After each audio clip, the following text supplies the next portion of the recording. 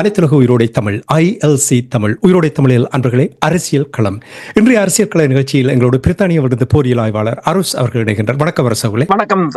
அனைத்துலக உயிரோடை தமிழ் உறவுகளுக்கு அன்பு வணக்கம். இன்னும் ஒரு அரசியல் கள நிகழ்ச்சியில் இணைந்திருக்கின்றோம். இன்றும் கூட நிறைய விடயங்கள் நாங்கள் பார்க்க இருக்கின்றது இந்த அரசியல் கள நிகழ்ச்சியில். அரசு அவர்களே, முதலில் தமிழர் தாயகத்தில் உங்களுக்கு தெரியும், இந்தியாவினுடைய ஆதரவில் கலாச்சார மண்டபம் கட்டப்பட்டது. அப்பொழுதெல்லாம் பெருசாக பேசினார்கள். அது முதல் தடவையாக அந்த பிராந்தியத்தில் அந்த பகுதியில் ஒரு பெரிய ஒரு கலாச்சார மண்டபம் கட்டப்பட்டது என்று.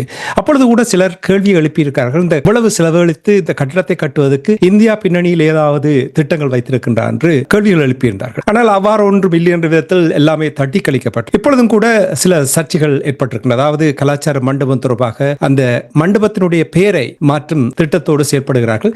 இதன் பின்னணியில் கூட வேறு ஏதாவது திட்டம் இருக்கிறதா என்று இன்னும் பல கேள்விகளை எழுப்ப தொடங்கி இருக்கிறார்கள். அரசுகளே, என்னுடைய கேள்வி என்னவென்றால், இந்தியா அந்த கலாச்சார மண்டபத்தை கட்டுவதற்கு முதலீடு செய்திருந்தார்கள். அவர்கள் அந்த மண்டபத்தில் முடிவெடுப்பதற்கு, அதை தடுத்து கேள்வி கேட்பதற்கு யாருக்கு உரிமை இருக்கிறது? கலாச்சார மண்டபத்தில் பேர் மாற்றுவது தொடர்பாக முதலில் என்ன நிலைமை என்றதை கூறுங்கள். கடந்த 18ஆம் தேதி இந்திய தூதுவரும் வந்திருந்தார், சந்தோஷ் ஜா அவர்களும் வந்திருந்தார். வடமாகாண ஆளுநரும் அந்த படத்தில் பார்த்தால் பிரசன்னமாக இருக்கிறார்.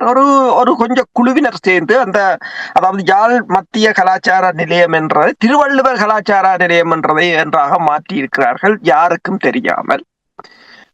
இது உண்மையில் பார்க்க போனால் தமிழர்களுக்கு வடக்கு கிழக்கில் எந்த ஒரு இறமையும் இல்லை என்றதை இந்தியா தெளிவாக சொல்லுவதைத்தான் பார்க்கக்கூடியதாக இருக்கின்றது.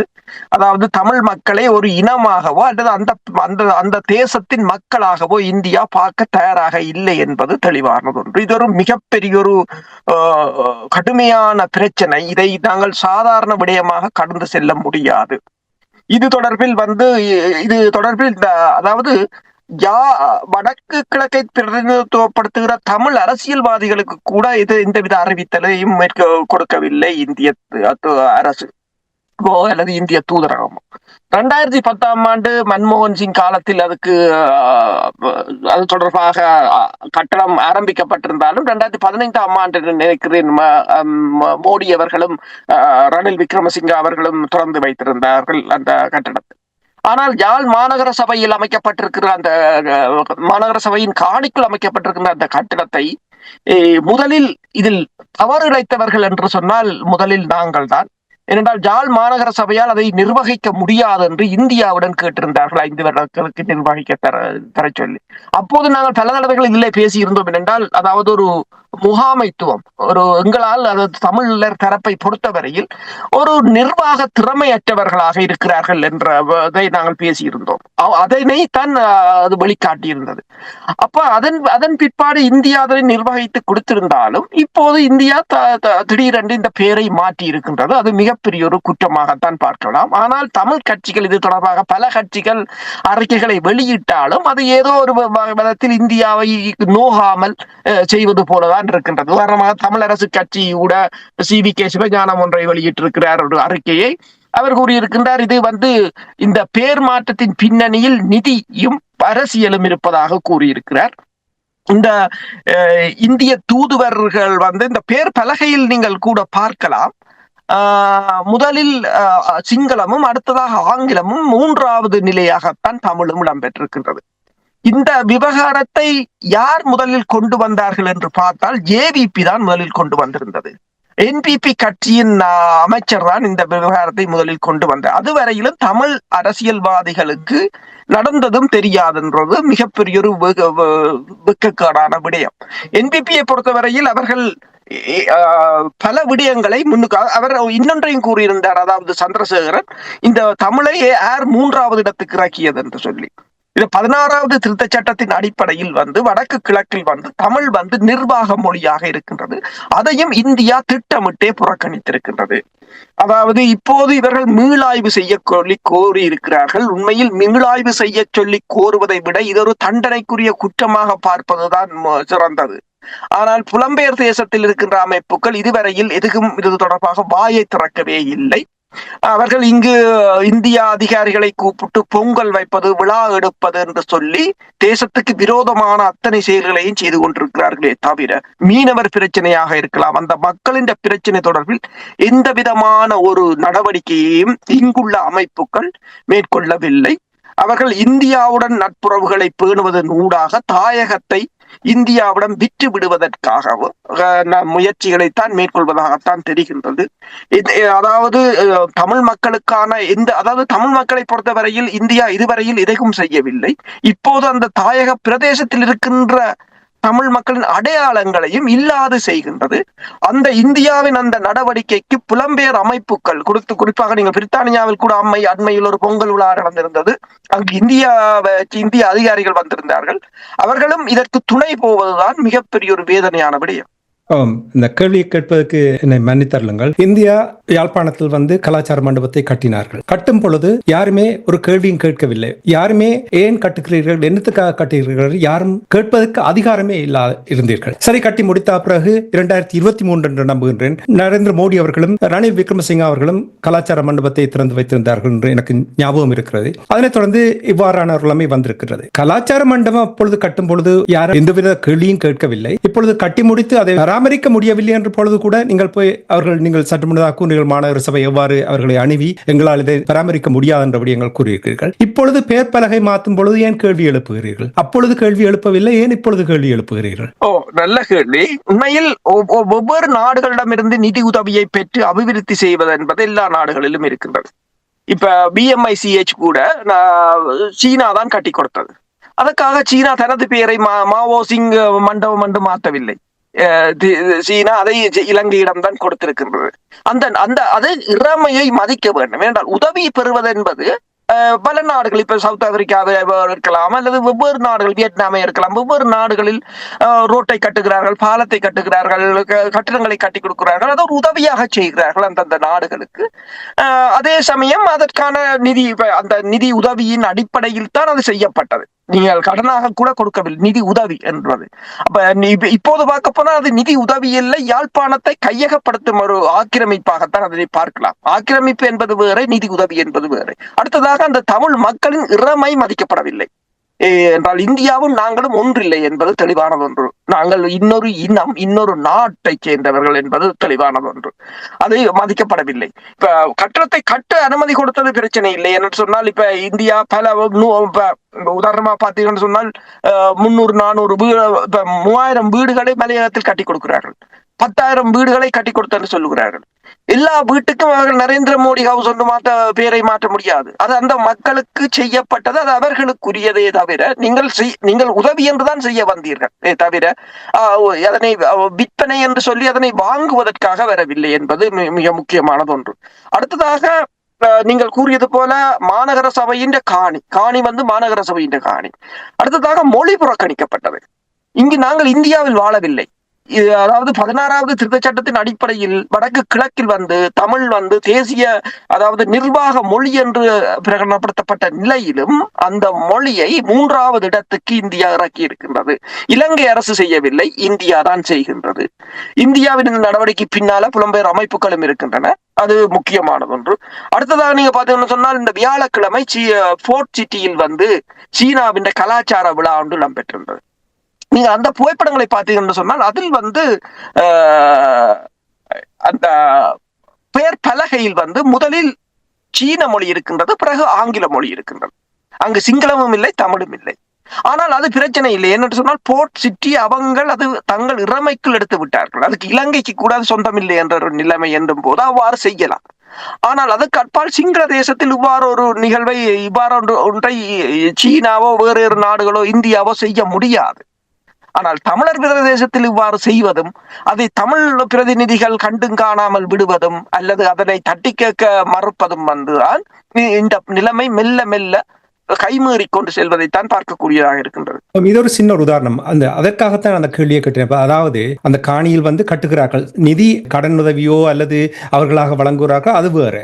ஆனால் ஒன்றை கட்டும் பொழுது அதனுடைய திட்டம் என்ன, அதனுடைய பிளான் என்ன, எவ்வாறு இது பராமரிக்கப்படுகின்றது, யார் இதை முழுமையாக தங்களுடைய கண்ட்ரோலில் வைத்திருக்க போகிறார்கள் என்ற விடயங்கள், இவையெல்லாம் அந்த முழு திட்டத்தையும் ஒரு தமிழ் தரப்பினர், இது தமிழர் தாயகத்தில் கட்டப்பட்டது, தமிழர் தரப்பினர் இதை பார்த்திருக்க வேண்டும், அதுக்கான ஒரு ஒப்பந்தத்தை வரைந்திருக்க வேண்டும்.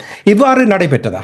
இல்லை. அதுதான் முதலில் கொழும்பிலிருந்து வருகின்ற டெய்லி மிரர் பத்திரிகையில் நான் நினைக்கிறேன் கிட்டத்தட்ட இப்போ ஒரு 5-6 வருடங்களுக்கு முன்னரே எழுதியிருந்தார்கள்.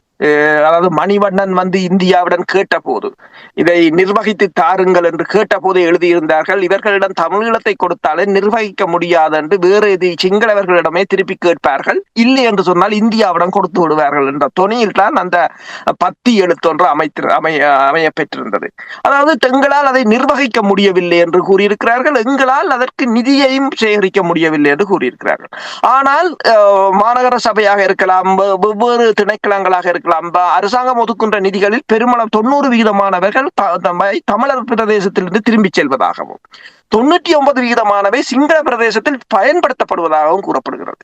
அப்ப அங்கிருக்கின்ற அதிகாரிகள் எவ்வாறு அதனை பயன்படுத்துகிறார்கள், இங்கிருக்கின்ற அதிகாரிகள் எவ்வாறு அதனை திருப்பி அனுப்புகிறார்கள் என்ற வினா எழுகின்றது. அது பல விடயங்கள். உதாரணமாக பார்க்க போனால் ஒரு இந்தியா வழங்கிய நோயாளர் காவு வண்டிகளையே பராமரிக்க முடியாத நிலையில் யாழ் வைத்தியசாலையும் சரி, யாழ் மாநகர சபையும் சரி இருந்ததாக கூட குற்றச்சாட்டுகள் எழுந்திருந்தது. அப்ப இந்த நிர்வாக திறமை, அதாவது தமிழர்களை பொறுத்தவரையில் அறிவாளிகள் இருக்கிறார்கள், புதுஜீவிகள் இருக்கிறார்கள், செல்வந்தர்கள் இருக்கிறார்கள் என்று சோழர்கள் கடலை ஆண்டார்கள், கடாரத்தை ஆண்டார்கள் என்று கூறுகிறார்களே தவிர, வெறும் வாய்ச்சொல் மட்டுமே தவிர செயற்திறனில் எந்த விதமான நகர்வும் இல்லை இதுவரையில். அடிக்கடி சமூக வலைத்தளங்களை பார்ப்பேன், தமிழண்டா ஆண்ட பரம்பரை என்று போடுவார்கள், பார்க்கும் பொழுது புல்லரிக்கும். இதுதான் அதனுடைய விளைவு. உண்மைதான். அதாவது எங்கேயாவது இருந்து கொண்டு, அதாவது ஒரு பொழுதுபோக்குக்காக ஒரு தமிழை பற்றி பேசிவிட்டு போவதை தவிர, அதை அந்த மொழி எங்கு நிற்கின்றது, எங்கள் வரலாறு எங்கு இருக்கின்றது, எங்கள் இனத்தின் இறமை எங்கு இருக்கின்றது, நாங்கள் என்ன செய்ய வேண்டும், ஒரு நாட்டை நோக்கி ஒரு நாட்டை கட்டியமைக்க போராடுகிறோம் என்று சொன்னால் அதற்குரிய நிழல் அரசாவது எங்களிடம் இருக்க வேண்டும், அதற்குரிய அல்லது ஒரு நிழல் அரசுக்குரிய திட்டமாவது இருக்க வேண்டும். ஆனால் எதுவுமே இல்லை. அந்த எதுக்குமே அற்ற நிலைதான் இந்தியாவின் இந்த இந்தியா இவ்வாறு நடந்து கொண்டதற்கான ஒரு சிறந்த உதாரணம். திரும்பவும் நான் ஒன்றை கூறுவேன். நீங்கள் ஒரு ஆய்வை செய்கிறீர்கள், உங்களுடைய கருத்தை நீங்கள் கூறுகிறீர்கள். என்னை பொறுத்த மட்டில் நான் இந்தியாவை குறை சொல்ல மாட்டேன். எங்களுடன் தான் குறை இருக்கிறது. நாங்கள் அதை தட்டி கேட்டிருந்தால் அப்பொழுது அவர்கள் பதில் தந்திருக்க வேண்டும். நீங்கள் தட்டி கேட்கவில்லை. இப்பொழுது வந்து அவர்கள் தங்களுக்கு தேவையான விதத்தில் நடக்கும் பொழுது கேள்வியை எழுப்பி என்ன பிரயோசனம்? சரி, கேள்வி எழுப்பி இருக்கிறீர்கள். இப்ப நீங்கள் கூறினீர்கள், போர்ட் சிட்டி தொடர்பாக கூறினீர்கள், சீன மொழியில் ஆங்கிலத்திலும் சிங்களத்திலும் இருக்கின்ற என்று நீங்கள் கூறினீர்கள். நீங்கள் கூறியது போல் அது அவர்களுடைய ஒரு தீவாக அவர்கள் கட்டி எழுப்பினார்கள். அதை எனக்கு ஏற்றுக்கொள்ளக்கூடியதாக இருக்கின்றது. ஆனால் இப்ப தமிழர் தாயகத்தில் இவ்வாறு நடைபெற்றிருக்கின்றது என்றால் இது தொடர்பாக என்ன நடவடிக்கை எடுக்க போகிறார்கள்? இந்தியாவுக்கு இப்ப CVK சிவஞானத்தின் நீங்கள் அறிக்கையை பார்த்தீங்கன்னு சொன்னால், இந்தியாவுக்கு நோகாமல், இந்தியாவை பகைக்காமல், இந்தியாவை கவலைப்படுத்தாமல் எவ்வாறு கடிதம் எழுத வேண்டும் என்று நீங்கள் அந்த கடிதத்தை வாசித்தால் தெரியும். எவ்வாறு கடிதம் எழுத வேண்டும் என்று, அதாவது நாங்கள் கடிதம் எழுதினதாகவும் இருக்க வேண்டும், இது தமிழ் மக்களை மாற்றுவதற்கு. ஆனால் இந்தியா அதுக்கு நடவடிக்கை எடுக்காமலும் இருக்க வேண்டும். அவ்வாறு ஒரு கடிதத்தை எழுதி வைத்திருக்கிறார்கள். முதலில் JVP NPP கட்சியின் அமைச்சர் இதனை வெளிக்கொண்டு வந்திருந்தார். அவர்கள் தான் இப்ப தெரியுதுதான் ஏன் தமிழ் கட்சிகளை மக்கள் புறக்கணிக்கிறார்கள் என்று சொல்லி. சரி, இப்ப மீனவர் பிரச்சனையாக இருக்கலாம், இந்த இந்தியாவின் இந்த பிரச்சனையாக இருக்கலாம், அல்லது இந்தியா மேற்கொள்கின்ற நடவடிக்கைகளாக இருக்கலாம், தமிழ் பிரதேசங்களில் வருகின்ற முதலீடுகளை இந்தியா தடுப்பதாக இருக்கலாம். இது தொடர்பில் புலம்பெயர் தேசத்து அமைப்புகள் எதுவுமே வாய் திறப்பதும் இல்லை. அவர்கள் பொங்கல் வைப்பார்கள், விழா எடுப்பார்கள். இப்ப இலங்கையின் சுதந்திர தினம் என்றால் போய் முன்னுக்கு நின்று படம் எடுத்து போடுவார்கள். அதன் பிற்பாடு அவர்கள் காணாமல் போய்விடுவார்கள். ஆனால் இந்த மக்களின் பிரச்சனை எதிலுமே அவர்கள் தலை காட்டுவதும் இல்லை. தங்களுக்கு ஏன் பிரச்சனை, அவர்களுக்கு பிரச்சனை என்னென்றால் எங்களுக்கு ஏன் பிரச்சனை என்றால் நாங்கள் இருந்தமாம், இப்படி ஒரு அமைப்பை நடத்தினமாம், கொஞ்சம் அதாவது எங்களை ஸ்டேட்டஸை மெயின்டைன் பண்ணினமாம், நான் தலைவரா இருக்கிறேன், நீ செயலாளரா இருக்கிற என்று ஒரு தங்களுக்குள்ளேயே ஒரு லெட்டர் பேட்டை அடிச்சமாம், 10 பேருக்கு ஃபார்வர்ட் பண்ணினமாம், சந்தோஷமா படுத்து நித்திர கொண்டமாம். அதே நிலைமைதான் போய்கொண்டிருக்கின்றது. நல்ல ஒரு சிவியாக இருக்கும் போல இருக்கின்றது நீங்கள் கூறுகின்ற விடயங்களை பார்க்க. பார்ட் டைம் ஜாப்பாக நாங்கள் எங்கள் வேலையெல்லாம் முடிந்து வந்து, அதுவும் சனி ஞாயிறுல எங்கேயாவது பாபிக்கு பாட்டி இல்லாட்டித்தான் தமிழீழத்தை பற்றி நாங்கள் சிந்திப்போம்.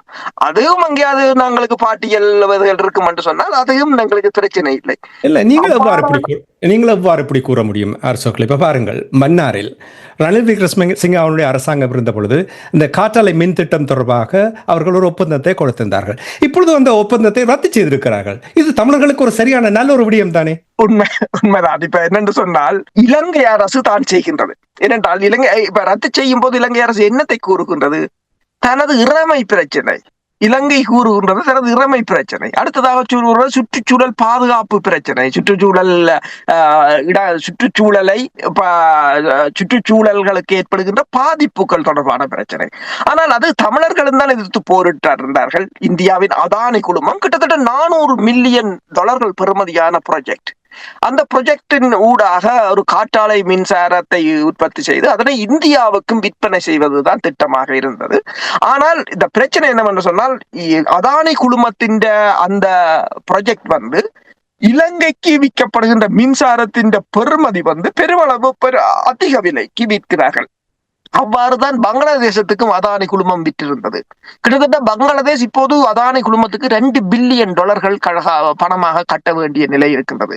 அதானி குழுமம் பங்களாதேஷை அரசியல் ரீதியாக மிரட்டுவதாகவும் உங்களுக்கு தெரியும். இப்ப இந்த சிலிக்கன் வேலி என்று சொல்லுகின்ற அமெரிக்காவின் செல்வந்தர்கள் அத்தனை பேரும் ட்ரம்புடன் நிற்கிறார்கள். அந்த செல்வந்தர்களால் ஐரோப்பாவுக்கு மிகப்பெரிய பிரச்சனை. இப்ப யாரென்று சொன்னால், ஸ்பெயின் பிரதமர் அண்மையில் ஒரு பேசும்போது கூறியிருந்தார், ஐரோப்பிய ஒன்றியம் இந்த அமெரிக்க செல்வந்தர்களுக்கு எதிராக திரண்டெழ வேண்டும் என்று கூறியிருக்கின்றார். என்னென்று சொன்னால் அவர் கூறியிருக்கிறார். என்னென்று சொன்னால், நான் உங்களுக்கு சுருக்கமாக 280 சொல்லில பேசுகிறேன். ஏனென்றால் நீண்ட நேரம் பேசினால் மறந்து விடுவீர்கள். 280 சொல்லில் பேசுகிறேன். எல்லோரும் எழுந்து நில்லுங்கள், ஒற்றுமையாக. அமெரிக்க செல்வந்தர்கள் எங்கள் நாட்டின் ஜனநாயகத்தை அழிப்பதற்கும் எங்கள் நாட்டை கைப்பற்றுவதற்கும் முற்படுகிறார்கள். இதுதான் அவர் கூறிய வசனம், ஸ்பெயின் பிரதமர். அதே போலதான் பங்களாதேசம் கூறியது, அதானி குழுமம் தனது நாட்டை பிளாக்மெயில் பண்ணுகிறது மின்சாரத்தின் ஊடாக என்று சொல்லி. ஆனால் அதே நிலைமை ஒன்று இலங்கைக்கு வரும் என்று சொல்லி, இலங்கையின் இது யார் என்று நீங்கள் பாருங்கள், பௌத்த துறவிகளில் இருந்து இந்த தென்னிலங்கை பத்திரிகைகள் வரை எல்லா நாடுகளையும் ஆய்வு செய்து எழுதி இலங்கை அரசினூடாக தடுத்து நிறுத்தி விட்டார். இதுதான் அந்த நாட்டு பற்றுன்றது. பௌத்த துறவிகளிலிருந்து சிங்கள ஊடகங்கள் வரை, ஆங்கில ஊடகங்களாக இருக்கலாம், பங்களாதேஷில் நடைபெற்றது தொடக்கம் அவர்கள் எழுதியிருந்தார்கள். என்னென்ன நடைபெற்றது, இது எங்கள் இறைமைக்கு ஆபத்து, இந்தியா இலங்கையை இந்த மின்சாரத்தின் ஊடாக பிளாக்மெயில் பண்ணும். இப்ப தமிழர்கள்ல இருக்கிற ஒரு கரசனையில் அதை ரத்து செய்யப்படவில்லை. இலங்கை தனது இறைமைக்காக அதனை ரத்து செய்திருக்கின்றது. ஆனால் ஒரு விதத்தில் அது தமிழர்களுக்கு நன்மையாகத்தான் இருக்கு. நீங்கள் கூறினீர்கள் கலாச்சார மண்டபம் தொடர்பாக கூறினீர்கள், காற்றாலை மின்சாரம் தொடர்பாக கூறினீர்கள், அவர்களுக்கு ஒரு திட்டம் இருக்கின்றது. நீங்கள் கூறியது போல் பிளாக்மெயில் பண்ணுவதற்கு அது பயன்படுத்தலாம் என்ற அந்த விடயங்களை கூறினீர்கள். இனி உங்களுக்கு தெரியும், பலாலி நிர்மாண பணிகள் நடைபெற்ற என்ற விடயங்கள் உங்களுக்கு தெரியும். கப்பல் துறைமுகம் தொடர்பாக மீண்டும் அந்த போக்குவரத்தை ஆரம்பித்த விடயங்கள் எல்லாம் உங்களுக்கு தெரியும். கிட்டத்தட்ட ஒரு ஆண்டுக்கு முன்னதாக பல ஆய்வாளர்களுடன் கேட்கும் பொழுது வடக்கு கிழக்கு இந்தியாவுடைய ஒரு மாநிலமாக மாறும் அநேகமானவர்கள் கூறினார்கள். நிச்சயமாக அது மாறுவதற்கான வாய்ப்பு இருக்கின்றது. உங்களுக்கு தெரியும், யாழ் பல்கலைக்கழக ஹிந்தி படிப்பிப்பதற்கான முயற்சி எடுக்கப்பட்டது. இந்தியாவுடைய கரன்சியை இலங்கையில் பயன்படுத்தக்கூடிய நிலைமை அவரெல்லாம் பேசப்பட்டிருக்கிற நேரத்தில் உங்களுக்கு தெரியும், தொடர்ச்சியாக நீங்கள் இந்த மீனவர்கள் பிரச்சனை கூறிக்கொண்டு வந்திருக்கிறீர்கள். கடந்த வாரம் கூட மீனவர்களுடைய தலைவர் இதை சுட்டிக்காட்டி இருப்பதாக கூறப்படுகின்றது. அப்படி என்றால் கொஞ்சம் கொஞ்சமாக காலம் கனிந்து கொண்டு வருகின்றது என்று கேள்வி எழுப்புகிறார்கள் சிலர். அதாவது இந்தியாவினுடைய கட்டுப்பாட்டுக்குள் வந்துவிடுமா என்று 2 கேள்விகள் இருக்கின்றது. ஒன்று, இந்த மீனவர்கள் தொடர்பாக இந்த தொடர்ச்சியாக அன்னராசா அவர்கள் மீனவர்கள் சங்கத்தின் தலைவர் அன்னராசா அவர்கள் மீன்பிடி தொடர்பாக கூறியது. இனி இது இந்தியாவினுடைய மாநிலமாக மாறுவதற்கான அதிகமான வாய்ப்புகள் காணப்படுகிறதா? உண்மைதான். அடுத்த பிரச்சனை மீனவர் பிரச்சனை. அது மிகப்பெரிய ஒரு பிரச்சனை. அந்த மக்களின் வாழ்வாதார பிரச்சனை. கிட்டத்தட்ட நாங்கள் திரும்ப திரும்ப கூறுவது என்னென்றால் 2 லட்சத்துக்கு மேற்பட்ட மக்கள், 50,000க்கும் மேற்பட்ட குடும்பத்தைச் சேர்ந்தவர்கள், அவர்கள பிரச்சனை. அதாவது அந்த அந்த சங்கத்தின் தலைவர் அன்னலிங்கம் அன்னராசா ஒன்றை கூறியிருக்கின்றார். கடந்த வாரம் மட்டும் முல்லைத்தீவில் பகல் 1 மணி அளவில் 100க்கும் மேற்பட்ட இந்திய இழுவை படகுகள் நின்று மீன் பிடித்துக் கொண்டு நிற்கின்றன என்று. அது தொடர்பாக தான் பிரதி அமைச்சருக்கு தொலைபேசியில் தொடர்பு கொண்டு சொன்னதாகவும், மாவட்ட உதவி படிப்பாளர்களுக்கு சொன்னதாகவும், ஆனால் யாருமே எந்த நடவடிக்கையும் எடுக்கவில்லை என்று கூறியிருக்கிறார். இலங்கை கடற்படை கூட அங்கு வரவில்லை. அதாவது தமிழ் மக்களின் வளம் அழியும் போது இலங்கை அரசு அதனை கண்டுகொள்ளவில்லை என்றுதான் கூறுகிறார். அதாவது அந்த சந்திரசேகரத்தை பொறுத்தவரையில் மீன்பிடித்துறை அமைச்சராக இருந்தவர். அவருக்கு முன்னர், இந்த அமைச்சராக வருவதற்கு முன்னர் தங்கள் பல போராட்டங்களில் பங்கு பெற்றிருந்தவர் என்று சொல்லியும், ஆனால் இப்போது அவர் இந்த பேச்சுக்களும் நடத்தைகளும் வேறு விதமாக இருப்பதாகவும், கடந்த 50 நாட்களில் இலங்கை அரசு இது தொடர்பில் எந்த விதமான காத்திரமான நடவடிக்கைகளையும் எடுக்கவில்லை என்று கூறியிருக்கின்றார். அதாவது எங்களுடைய வளத்தையும் வாழ்வாதாரத்தையும் காப்பாற்று என்ற கோஷத்துடன் ஒரு மிகப்பெரிய ஒரு போராட்டத்தை தாங்கள் ஆரம்பிக்க போவதாகவும், இனிமேலும் பொறுமை காக்க முடியாது என்றும் கூறியிருக்கிறார். இப்போ இந்த இந்த மீனவர் பிரச்சனை தொடர்பாக நானும் நீங்களும் தான் பெருமளவில் காய்த்துக் கொண்டிருக்கிறோம். இந்த மீன்பிடி தொழில் பிரச்சனை சந்திர மண்டலத்தில் நடப்பது போலதான் புலம்பெயர் அமைப்புகள் இருக்கின்றன, அல்லது செவ்வாய் கிரகத்தில். அவர்கள் இது தொடர்பாக வாய் திறப்பதும் இல்லை, இங்குள்ள தூதரகங்களை அணுகி கேட்பதும் இல்லை, எதுவும் செய்வதில்லை. இது அவர்களுக்கு பிரச்சனையாகிவிடும். அவர்களுடைய இருப்புக்கு அல்லது கதிரைகள் ஆடிவிடும் என்ற ஒரு பிரச்சனை தெரியாது. அந்த மக்களும் இப்போது தாங்களே போராடுகிறோம், ஆனால் இதை இனிமேலும் பொறுமை காக்க முடியாது என்றுதான் கூறியிருக்கிறார். அண்மையில் ரவிகரன் கூட ஒன்றை கூறியிருக்கின்றார். இலங்கை கடற்படையால் முடியாது விட்டால் கடற்படை கப்பல்களை தங்களிடம் தரும்படி தாங்கள் அதனை கட்டுப்படுத்துகிறோம். அதாவது ஒரு நேரடி மோதலாக மாறக்கூடிய சந்தர்ப்பம் தான் இருக்கின்றது. இலங்கை மீனவர்கள், இலங்கை மீனவர் என்று கூற தேவையில்லை, தமிழ் மீனவர்களுக்கும் இந்திய மீனவர்களுக்கும் இடையிலான நேரடி மோதல். அண்மையில் கூட இங்கிருந்து சில பாராளுமன்ற உறுப்பினர்கள் சென்று ஸ்டாலினை சந்தித்திருந்தார்கள். அவர்கள் செல்ஃபி எடுப்பதில் தான் அதிக அக்கறை காண்பித்தார்களே தவிர அடிப்படை பிரச்சனைகளை பேசுவதில் எந்தவித நடவடிக்கையும் எடுக்கவில்லை. இவ்வளவு அழகான புகைப்படங்களை எடுத்து முக நூலில் போடலாம், ஸ்டாலினுடன் படம் எடுத்து விட்டேன் என்று போடலாம் என்று இருக்கிறார்களே தவிர எதுவும் பேசவில்லை. இது தொடர்பாக யாழ்ப்பாணத்திலும் கதைத்தார்கள் இவர்கள் சென்றவர்கள். அப்ப இந்த நிலைமையை பொறுத்தவரையில் இதில் இப்ப விளங்கும் எல்லோருக்கும் ஏன் இந்த தமிழ் அரசியல்வாதிகள் மக்கள் ஏன் புறக்கணிக்கிறார்கள், ஏன் தூக்கி எறிந்தார்கள் என்று விளங்கும்.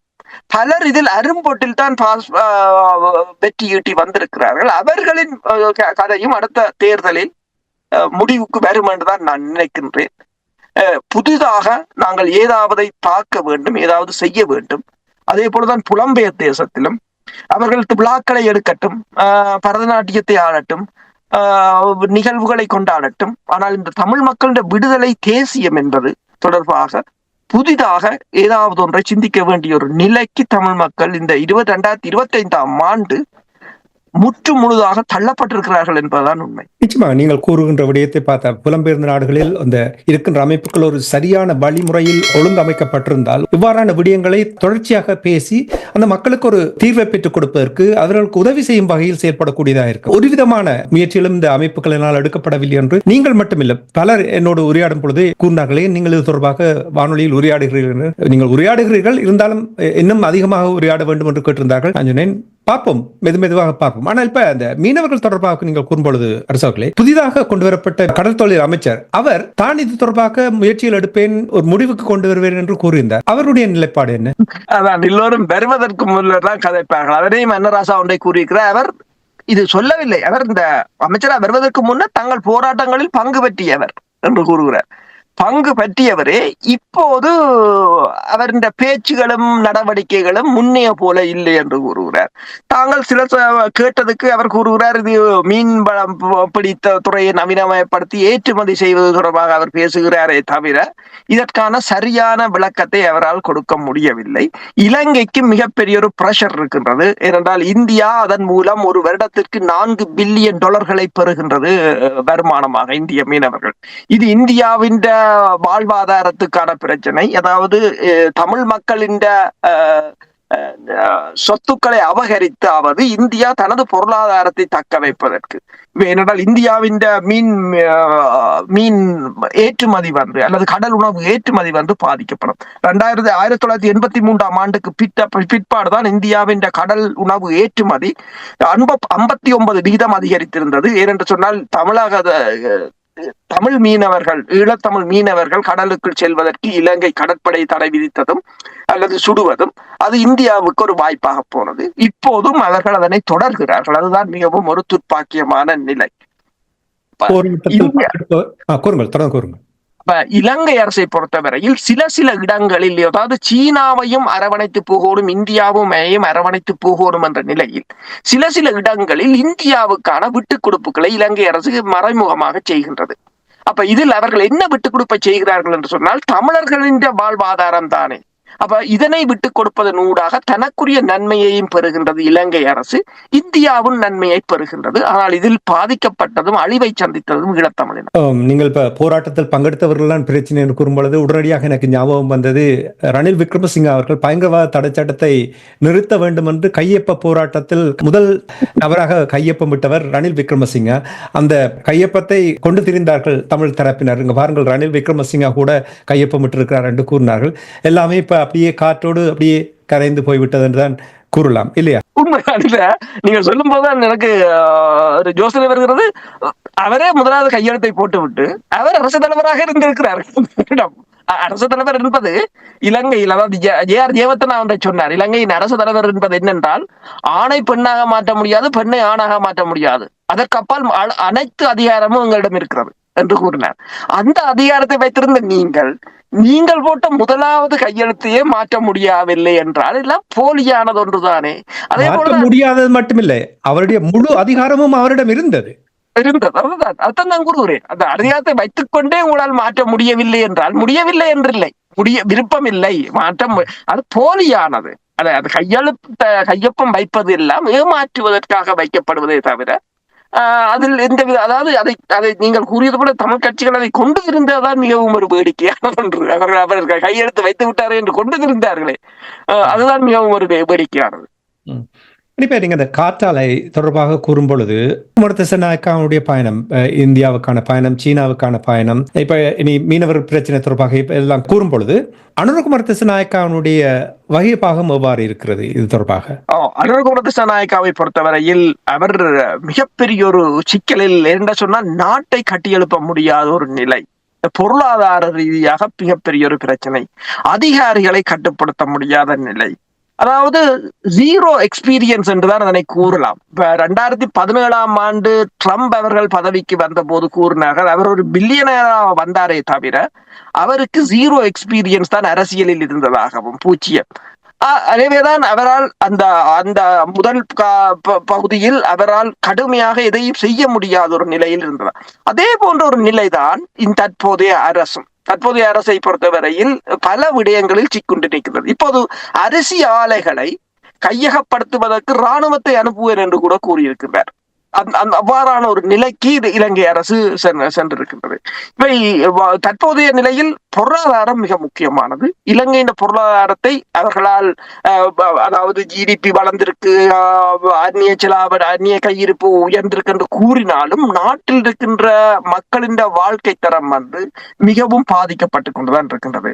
விவசாயத்துறை பேரழிவுகளை சந்தித்துக் கொண்டுதான் இருக்கின்றது. விவசாயத்துறையிலிருந்து நீங்கள் லாபத்தை எடுப்பதை விட்டுவிட்டு விவசாயத்துறைக்கு மானியம் கொடுக்க வேண்டிய நிலைக்கு அரசாங்கம் சென்றிருக்கின்றது. அதுக்கு முக்கிய காரணம் எதுவும் நவீனமயப்படுத்தப்படவில்லை. முன்னைய போல மழையை நம்பி பயிரை செய்துவிட்டு இருக்கிறார்கள் முன்னைய காலத்தை போல. இப்போது காலநிலை மாறிவிட்டது. இப்போது ஒரு வயலிலேயே 4 அடுக்கை போட்டு எசுலோன் பைப்ல மண்ணை போட்டு 2 மாதத்தில் நெல்லை அறுவடை செய்துவிட்டு சீனாவோ இந்தியாவோ போய்கொண்டிருக்கின்றது. இந்தியாவின் அரிசி ஏற்றுமதி ஐரோப்பிய நாடுகளுக்கு மிக மிக அதிகம், பசுமதி ரைஸை பொறுத்தவரையில். அந்த தொழில்நுட்பத்தை எல்லாம் இப்போது இலங்கையில் எங்கேயும் அறிமுகப்படுத்துவதில் இவர்கள் பின்தங்கி விட்டார்கள். உதாரணமாக பார்த்தீங்கன்னு சொன்னால், இப்ப 1970களில் நியோ லிபரல் பாலிசிஸ் என்று சொல்றது சவுத் ஏசியாவிலேயே முதலில் கொண்டு வந்தது இலங்கை தான். அதே போல 1970களில், அதாவது டெவலப்மெண்ட் ஸ்டேட்டுக்குரிய ஒரு மாடலாகவே இலங்கை தான் இருந்தது. ஆனால் எல்லாம் தலைகீழாக மாறிய ஒரு நிலையில் இருக்கின்றது. அதற்கு இலங்கையின் தற்போதைய நிலையும் மிக முக்கியமானது ஒன்று. அதாவது உங்களுக்கு தெரியும், வடக்கையும் கிழக்கையும் ஒரு மாதிரியும் தெற்கு பகுதியை ஒரு மாதிரியும் இலங்கை கையாள்வதும், அந்த இனங்களுக்கிடையிலான முருகல் நிலை மேலும் மேலும் அதிகரிப்பதும், அது முதலீட்டாளர்களை அங்கிருந்து விரட்டி அடிக்கின்றதை தவிர யாரும் அங்கு போய் முதலீடுவதற்கோ அல்லது ஏதாவது செய்வதற்கோ அஞ்சுகிறார்கள்.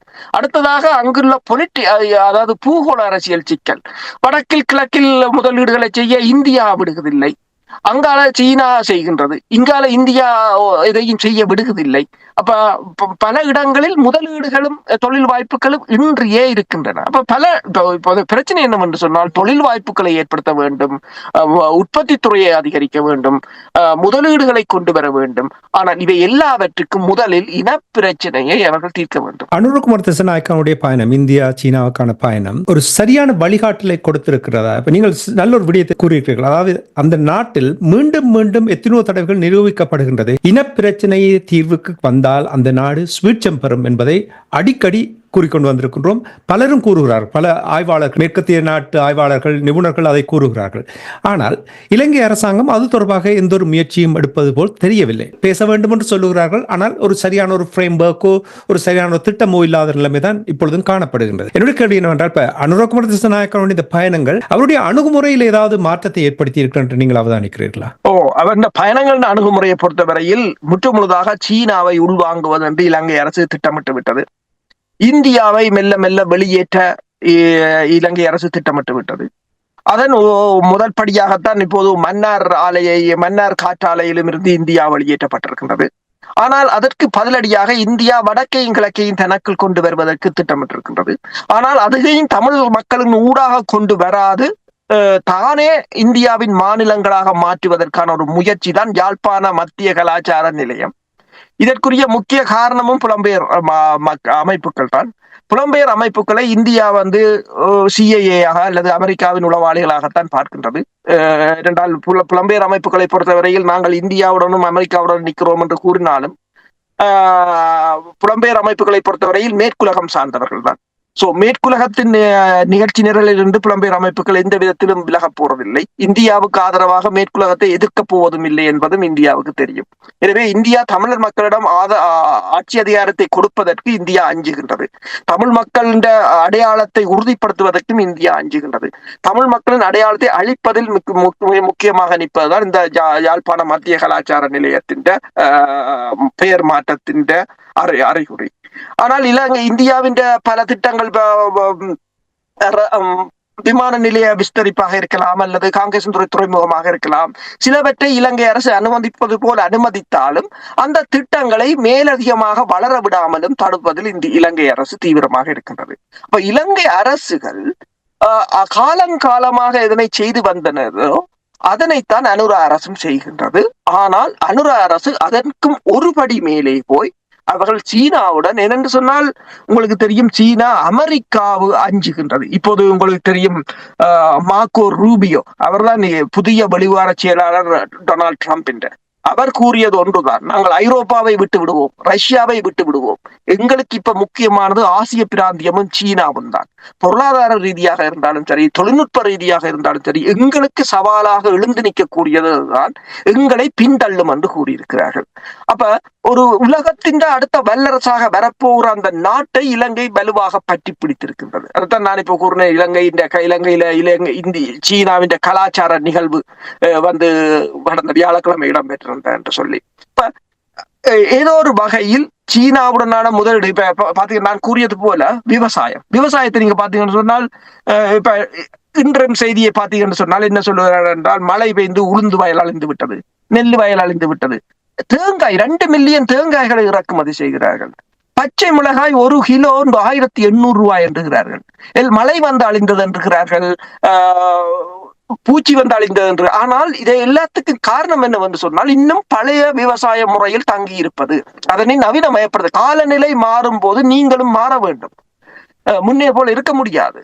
அவங்கள் அந்த வயலில் இப்போது விதைப்பதில்லை. நீங்கள் சீனாவில் பார்த்தீங்கன்னா வயலில் விதைப்பதில்லை, எசிலோன் பைப்போட வயலுக்கு மேல் நட்டு தேவையான தண்ணியை அவங்கள் தான் கொடுக்குறாங்களே தவிர மழை கொடுக்கவில்லை. மழை நீரை சேமிக்கிறார்கள், மழை நீரில் இருந்து தாங்கள் தான் அதை மாற்றுகிறார்கள். அந்த தொழில்நுட்பம் ஒன்றும் இல்லை. ஆனால் அதனை அத்தனையையும் சீனாவிடம் கேட்டிருக்கிறார்கள். அதாவது இலங்கைக்கும் சீனாவுக்கும் இடையிலான ஏற்றுமதி துறை வந்து கிட்டத்தட்ட 5% தான், பெரிய அளவில் இல்லை. ஏன் என்று இப்போது அங்கு கதைத்திருக்கிறார்கள். அதற்குரிய நவீனத்துவத்தில் நீங்கள் இல்லை என்பது சீனாவின் மொழி. நாங்கள் வளர்ந்த அளவுக்கு நீங்கள் வளரவில்லை, நீங்கள் எங்களுக்கு ஈக்குவலாக வளர்ந்தால்தான் அதிக அளவில் ஏற்றுமதி செய்ய முடியும் என்று கூறியிருக்கிறார்கள். அப்ப அதனை செய்து தரும்படி கூறியிருக்கிறபடியால் அனுரகுமார திசாநாயக்காவின் பயணத்தை பொறுத்தவரையில் தனது நாட்டுக்கும் தனது சிங்கள மக்களுக்கும் எவ்வளவு தூரத்துக்கு அந்த நாட்டை அபிவிருத்தி செய்ய முடியுமோ அதைத்தான் அவர் குறிக்கோளாக கொண்டிருக்கிறார். மிலிந்த மொரகொடை அவர்களுடைய பயணம், இந்தியாவுக்கான பயணம், என்ன காரணத்துக்காக அந்த பயணம் ஏற்பட்டது? எதிர்கட்சி எப்போதும் எதிராகத்தானே சிந்திப்பார்கள். அவர்களை பொறுத்தவரையில் இது அனுரகுமார திசாநாயக்காவின் பயணத்தின் பின்னர் ஓரளவு உறுதியாகிவிட்டது இலங்கை எந்த பக்கம் நிற்க போகிறது என்று சொல்லி. இரண்டையும் பேலன்ஸ் பண்ண முடியாது என்று தெரிந்துவிட்டது. அப்ப அவர்கள் இந்தியாவுடன் சென்றிருக்கிறார்கள். இந்தியாவின் ஊடாக அடுத்தது ஒரு மாற்றம், இப்ப உக்ரைனில் ஏற்பட்டது போல ஒரு இராணுவ புரட்சி என்னென்று சொன்னால் இதை, அதாவது நான் பேரை மறந்து விட்டேன், இந்திய ஊடகம் தான் ஒன்று கூறியிருக்கின்றது, இலங்கையில் ஒரு இராணுவ புரட்சியை கூட இந்தியா ஏற்படுத்தலாம். மாலத்தீவில் அண்மையில் இந்தியா ஒரு ஆட்சி மாற்றத்துக்கு கையூட்டு கொடுத்ததாக வாஷிங்டன் போஸ்ட் வெளியிட்டிருந்தது.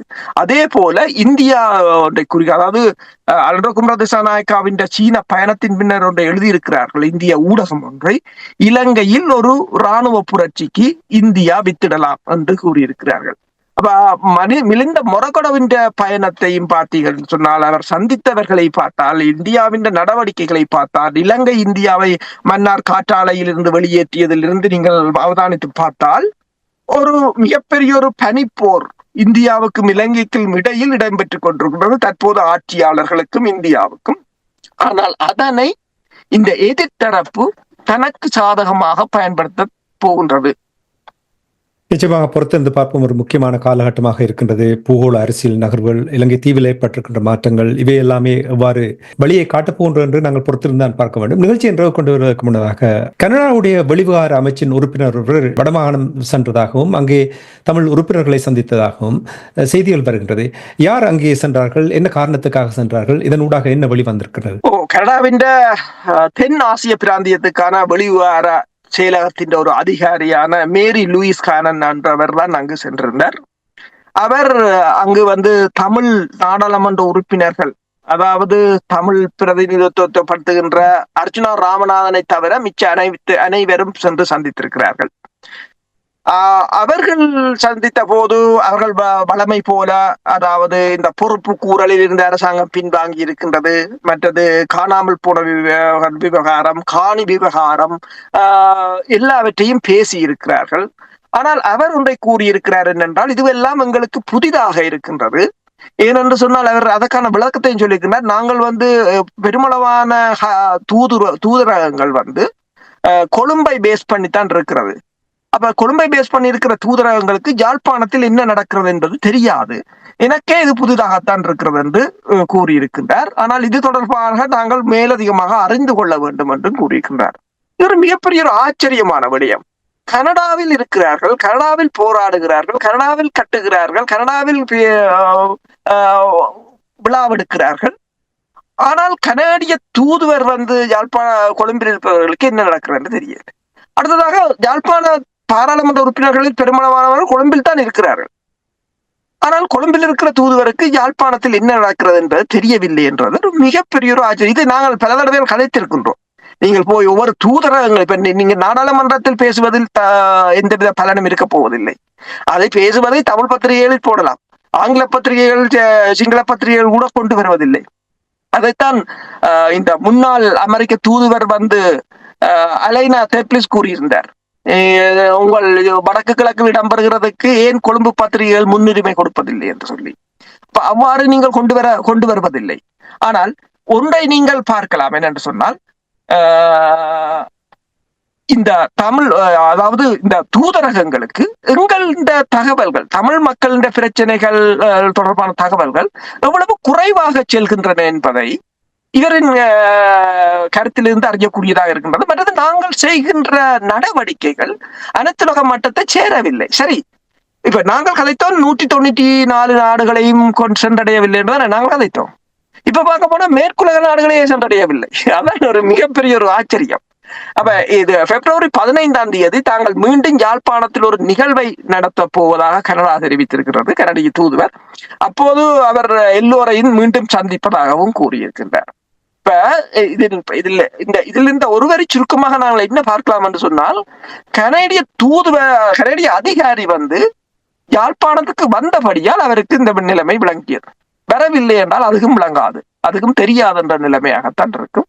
அப்ப மேற்குலகம் கனடாவில இவ்வளவு தமிழ் மக்கள் இருக்கிறார்கள், யாழ்ப்பாணத்துல எம்பிமார் இருக்கிறார்கள். ஆனா இவ்வளவு பேரும் இருந்துமே இந்த கனடாவுக்கே இந்த நிலைமை என்றால் அப்ப உலகத்தில் இருக்கிற மிச்ச 194 நாடுகளுக்கும் தமிழர் தொடர்பான தகவல்கள் எவ்வளவு தூரம் தெரிந்திருக்க வாய்ப்பு இருக்கின்றது என்பதை நாங்கள் கற்பனை செய்து பார்க்கலாம். இல்ல, நீங்கள் கூறிக்கொண்டிருக்கும் பொழுது இதான் நான் அடிக்கடி கூறி பாருங்கள். ஒரு நாட்டை எடுத்து பார்த்தீர்கள் என்றால் நாங்கள் ஒரு இனமாக வாழ வேணும், நாங்கள் தனி இனமாக வாழ வேணும் என்று கேட்டு அவ்வாறாக நாங்கள் எங்களுடைய நடவடிக்கைகள் இருக்க வேண்டும். இப்ப யாரிடம் நீங்கள் பொறுப்பு கேட்கலாம்?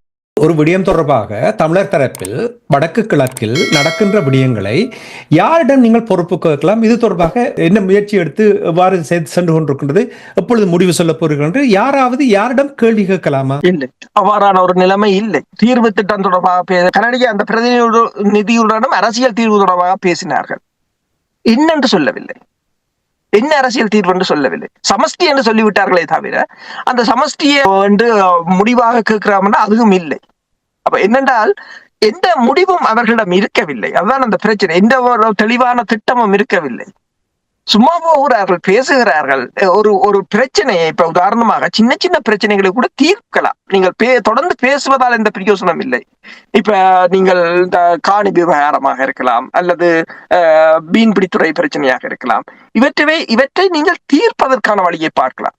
ஒவ்வொரு தடவையும் நாங்கள் பேசிவிட்டோம். என்னுடைய பிரச்சனை என்னவென்றால் சார், உங்களுடைய வேலை தளத்தில் உங்களுக்கு ஒரு டீம் இருக்கும், உங்களுக்கு மேல் இருப்பார்கள்.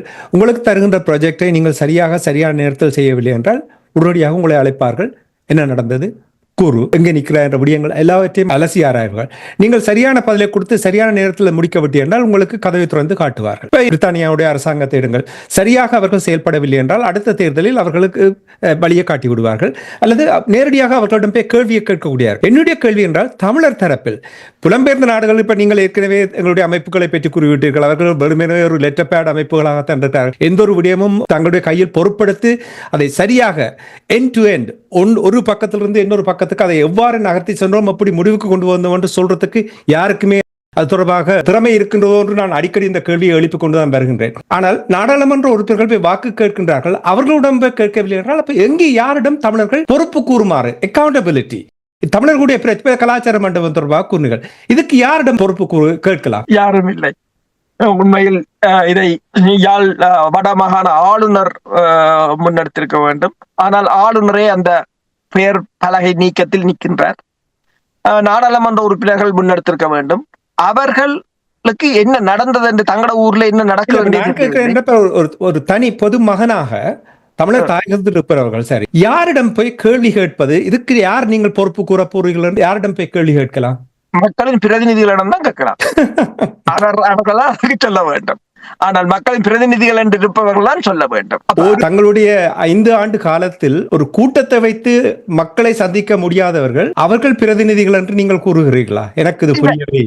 வேற வேற வழி இல்லை என்று சொன்னால், அல்லது நாங்கள் அதற்கான மாற்று ஒரு சிவில் அமைப்பை கட்டி அமைத்திருக்க வேண்டும். இதைத்தான் நான் அடிக்கடி கூறிக்கொண்டு வந்தேன். அதாவது ஒரு பொதுவான கட்டமைப்பை உருவாக்கி அவர்களிடம் பொறுப்பு கொடுத்து அவர்கள் பொறுப்பு கூற வேண்டும். சரியான இல்லை என்றால் நாங்கள் இப்படியே வெறும்பாய சப்பிக்கொண்டு இருக்க வேண்டியதான். இதைத்தான் நான் கூறுவேன் என்ன பொறுத்த மட்டும். இப்ப நீங்கள் கூறினீர்கள் இதெல்லாம் புதுதில்லி என்று வெளிவார அமைச்சின் பிரதிநிதி கூறினார் என்றால், அரசு அவர்கள் நீங்கள் எத்தனை தடவைகள் கூறியிருக்கிறீர்கள்? ஃபட்மார் மாஸ்டர் அவர்கள் எத்தனை தடவை கூறியிருக்கின்றார்? இராமகிரன் எத்தனை தடவை கூறியிருக்கிறார்கள்? நாடாளுமன்ற உறுப்பினர்கள் எத்தனை பேர் நீங்கள் போய் தூதுவரங்களை சந்திக்கிறீர்கள்? எங்களுடைய பிரச்சனைகளை எடுத்து கூறுகிறீர்களா? 3 மாதத்துக்கு ஒரு தடவையாவது அவர்களிடம் ஒரு ப்ரோக்ரஸ் மீட்டிங் தொடர்பாக யாராவது ஏதாவது செய்கிறீர்களா? இங்க இருக்கிற அமைப்புகள் ஏதாவது ஒரு தூதரகத்துல போய் தமிழ் மக்கள் பிரச்சனை தொடர்பாக கதைத்திருக்கிறார்களா? இல்லை. தூதரகத்துக்கு வெளியில், அதுவும் தூதரகம் பூட்டிய பிற்பாடு போராட்டத்தை நடத்துவார்கள். அதற்கு அப்பால் எதுக்குமே இல்லை என்ற ஒரு நிலைமைதான். இப்ப அங்க இருக்கின்ற ஒரு நாடாளுமன்ற உறுப்பினர் ஒருவர் தனது மோனூலில் போட்டிருந்தார், தான் போற இடமெல்லாம் பிரச்சனையை கிளப்புறார்கள் என்று சொல்கிறார்களாம் மற்ற நாடாளுமன்ற உறுப்பினர். அதற்கு அவர் போட்டார், நான் போறதே பிரச்சனையான இடத்துக்கு தாண்டா போறேன்னு கேள்வி கேட்கறதுக்கு. உண்மையில் அப்படித்தான் இருக்க வேண்டும். யாரென்றாலும் நீங்கள் பிரச்சனை, நான் பிரச்சனை இல்லாத இடத்துக்கு நான் போறேன், பிரச்சனையான இடத்துக்கு தானே நான் போகலாம். அதே போலதான் மக்களின் பிரச்சனைக்குத்தானே நீங்கள் பிரதிநிதிகளா இருக்க சம்பளம் வாங்குகிறீர்கள். இப்போது அனுரகுமார திசாநாயக்கா பொறுத்தவரையில் நாடாளுமன்றத்தில் இனிமேல் யாரும் இலவசமாக சாப்பிட முடியாது என்று சொல்லியும் 450 ரூபாயாக இருந்த உணவு இப்போது 2000 ரூபாயாக கூட்டியிருக்கிறார்கள். அது உண்மையில் நல்ல விடயம். என்னுடைய பிரச்சனையாகவுமே இவ்வளவுதான். நாங்கள் மாறுவதற்கு தயாரில்லை. உலக ஓட்டத்தின் பால் சில மாற்றங்களை எங்களிடையே மாற்றத்தை கொண்டு வந்து மாறுவதற்கு தயாரில்லை. நாங்கள் ஒரு பொறுப்பு கூறக்கூடிய வகையில் செயல்படுவதற்கு நாங்கள் தயாரில்லை. இவ்வளவும் ஒரு ஏமாற்று வித்தி என்று தான் நான் சொல்லுவேன். நான் இப்ப பேசுவதற்கு தயவு செய்து என்னை மன்னித்துக் கொள்ளுங்கள். ஆனால் என்னை பொறுத்த மட்டும் நீங்கள் பொறுப்பு கூறவில்லை என்று சொன்னால், உங்களுடன் நான் வந்து இதற்கான பதிலை சொல்லுங்கள், யார் பொறுப்பு என்று கேட்பதற்கு எனக்கு ஒரு இடம் இல்லை என்று சொன்னால், இவ்வளவும் ஒரு ஏமாற்று வித்தையில் ஏமாற்றிக் கொண்டிருக்கின்றோம். நாங்களும் ஏமாறுகிறோம். ஆனால் ஏமாற்றிக் கொண்டிருக்கிறார்கள். யாருமே ஒன்றும் செய்ய போவதில்லை. இதெல்லாம் அடிக்கடி கேட்கின்ற கேள்விதான். நாங்களும் ஏன் இந்த நேரத்தை வீணாக மெனக்கெடுத்துகிறோம் என்று அடிக்கடி எனக்கு இந்த கேள்வி வந்து கொண்டிருக்கின்றார். இப்பொழுது தமிழ் மக்களுக்காக பிரதிநிதிகளாக இருப்பவர்கள் எல்லோரும் ஏமாற்றிக் கொண்டிருக்கிறார்கள். நீங்கள் சரி, அமைப்புகளாக இருப்பவர்கள் எல்லாம் ஏமாற்றிக் கொண்டிருக்கிறார்கள். இதுவரையில் நாங்கள் எத்தனை தடவைகள் கேட்டிருக்கின்றோம், என்னென்ன சாதித்திருக்கிறோம், மக்களுக்கு தீர்வை பெற்றுக் கொடுப்பதற்கு, மக்களுடைய வாழ்வாதாரத்தை உயர்த்துவதற்கு என்ன விதத்தில் பங்களித்திருப்பீர்கள் என்று கேட்பாய். இதுவரையில் கூட இந்த போர் முடிந்து கூட எவ்வளவு பேர் அங்கே நாளாந்த உணவுக்காக போராடி கொண்டிருக்கிறார்கள். இதை எப்படி இவர்களால் ஜஸ்டிஃபை பண்ண முடியும்? உண்மைதான். என்று சொன்னால் யாரும் பொறுப்பு கூறல் என்பது தமிழர் தரப்பில் இல்லை. யாரும் பொறுப்பு கூறுவதில்லை, மக்களுக்கு பொறுப்பு கூறுவதில்லை. எனவேதான் கடந்த தேர்தலில் அதற்கான தண்டனையை அனுபவித்திருந்தார்கள். ஆனால் எதிர்வரும் தேர்தல்களில் நாங்கள் என்ன ஒன்று செய்யலாம் என்று சொன்னால், ஒன்று மக்களை ஏதாவது ஒரு வகையில் அரசியல் மயப்படுத்த வேண்டிய ஒரு சூழ்நிலைக்கு நாங்கள் மீண்டும் வந்திருக்கின்றோம். அதுதான் அரசியல் மயப்படுத்துவது என்பது ஒரு பொது கட்டமைப்பை உருவாக்கி அவர்கள் ஒரு சரியான வழிவரவை உருவாக்கி இந்தெந்த விடயங்களை நாங்கள் கையாளுவோம், இல்லை என்றால் நாங்கள் பொறுப்பு கூறுவோம் என்று ஒரு அமைப்பு ஏற்கனவே ஆரம்பித்து செயல்பட்டால், அந்த அமைப்பின் மீது இவர்கள் நம்பிக்கை வைத்தால் அந்த அமைப்புக்கு எங்களுடைய மக்கள் வாக்களித்து கேள்வியை கேட்கலாம். அவ்வாறு தான் நாங்கள் செயல்படலாம். அப்படி சில புது வழிகளை கண்டுபிடிக்கிறதுதான் ஒரே ஒரு வழி. இப்பொழுது இருக்கின்ற விதத்தில் நாங்கள் செயல்பட்டு கொண்டே இருப்போமாக இருந்தால், அரசவர்களே, நாங்கள் உயிரோடு இருந்தால், இன்னும் ஒரு 30-40 வருஷத்தில் உயிரோடு இருந்தால் இதே நிலைமையில் தான் இருப்போம் என்று கூறிக்கொண்டு இன்றைய அரசியல் கலை நிகழ்ச்சியை நிறைவு கொண்டு வருவோம். மிகவும் சிறப்பாக தெளிவாக உங்களுடைய இந்த உள் மனதிலிருந்து ஆதங்கத்தை, எங்களுடைய தமிழ் மக்கள் படுகின்ற வேதனை, அந்த நிலைமைகளை மாற்றுவதற்காக உங்களுடைய கருத்துக்களை இங்கே கொண்டு வந்ததற்காக அன்பர்கள் சார்பாக நன்றியை கூறிக்கொண்டு இன்னும் ஒரு அரசியல் கலை நிகழ்ச்சியில் இணைந்திருப்போம். அதுவரைக்கும் நன்றி, வணக்கம் அரசவர்களே. நன்றி. எமது பார்வையாளர்களுக்கு வணக்கம். மக்களின் குரலாய் ஓங்கி ஒலிக்கும் இலக்கு மின்னிதழ் மற்றும் உயிரோடை தமிழ் வானொலி ஆகிய இவ்விரு ஊடகங்களும் உங்களைப் போன்ற எமது நேயர்கள் நண்பர்களின் ஆதரவிலேயே இயங்கி வருகின்றன. மிக குறைந்த வளங்களுடன் பல இடர்கள் மற்றும் தடைகளை தாண்டி பயணிக்கும் எமது ஊடகங்களின் பணிகள் மேலும் வளர உங்களால் முடிந்த நிதி உதவியை வழங்கி இன்னும் காத்திரமான செயற்பாடுகளை முன்னெடுக்க உதவுமாறு மிகவும் பணிவன்புடன் வேண்டி நிற்கின்றோம். உங்கள் பங்களிப்பு உங்களின் உரிமை குரலாய் ஓங்கி ஒலிக்கும். நன்றி.